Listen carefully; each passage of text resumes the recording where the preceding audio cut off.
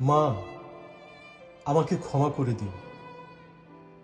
যাবার আগে তোমাকে জানাতে পারিনি, বাবা, সুমি, কাউকেই জানাতে পারিনি। তোমার সাথে শেষবারের মতো রাতের খাবারটাও খাওয়া হলো না।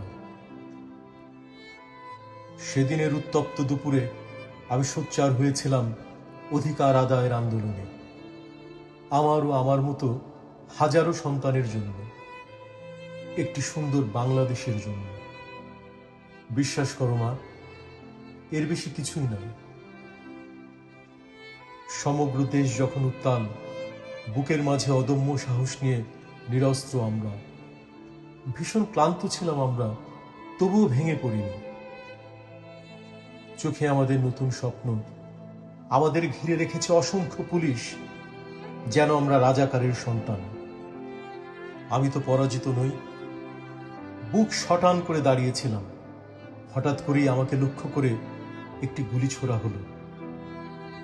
আমাকে গুলি ছোড়া হয়েছে এটা ভেবেই আমি বিস্ময়ে নির্বাক হয়েছিলাম।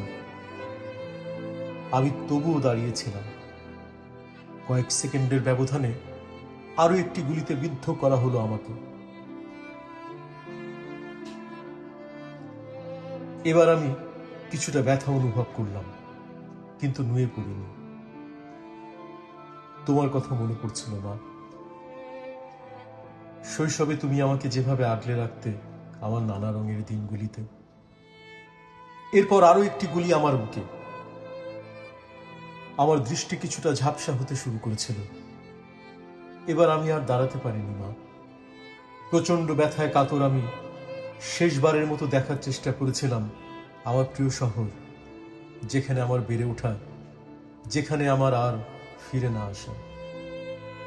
মা, সুমিকে বলো আমি ওকে অনেক ভালোবাসি। বাবার জন্য কষ্ট হয়, জীবন সায়ান্নে এসে আমার লাশ কাঁধে নিতে হবে। এটা বাবার জন্য কতটা ভারী তা আমি জানি। আমি ইতিমধ্যেই পণ্য হয়ে গেছি মা। আমার নামে টি শার্ট পাওয়া যায়, আমাকে নিয়ে কবিতা লেখা হচ্ছে, গান রচিত হচ্ছে। আমার ছবি এখন ফেসবুকে সবার প্রোফাইলে থাকে।